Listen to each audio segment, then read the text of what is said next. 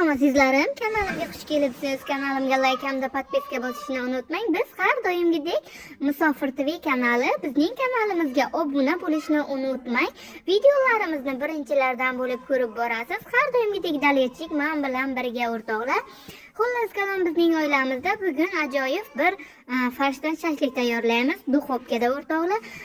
Go'shtlarimizni soldik. Bunga esa 3 kusokcha xlipimizni, ya'ni nonimizni olib, ichini olib, yumshoq tarafini mayda-mayda bo'laklarga bo'lib olamiz. Sababi shashliklarimizni mahkam ushlashi uchun o'rtoqlar, titilib ketmasligi uchun.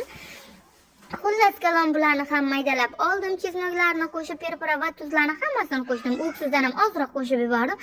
Sababi do'mboqqina bo'lib turishi uchun. Bitta piyozimizni esa mayda-mayda qilib to'g'rab oldimda o'rtoqlar. Daliyachigim har doim meni yonimda, asalcham. Siqilib shunaqa gaplar o'rtoqlar. Xullas kalom, hammasini tayyorlab oldim. Biz shashliklarimizga shakl berishni boshladik o'rtoqlar. 500 gram go'shtimizdan o'rtoqlar, hozir ko'ramiz qani nechta shashlik tayyor bo'lar ekan o'rtoqlar. Bizni kim qayerdan kuzatyapti? Biz ham oilamiz bilan musofir yurtida, ya'ni Rossiyaning Sankt-Peterburg shahridamiz o'rtoqlar.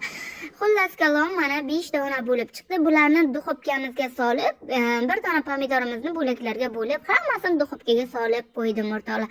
Ular tayyor bo'lgunga qadar salat tayyorladim va piyozlarimizni maydalab to'g'rab oldim. Xullas kalom, shashliklarimiz ham pishib chiqdi. Juda ham mazali bo'lgan.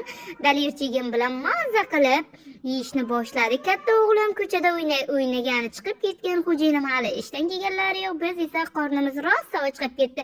Birovni kutishni hech iloji yo'q. Daliyachigim bilan mazza qilib ovqatlarimiz sovimasdan yeyishni boshladik. Hammaga yoqimli ishtaha tilaymiz.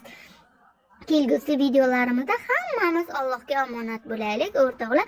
Kanalimizga like hamda podpiska bosishni unutmang. Sog' salomat bo'linglar.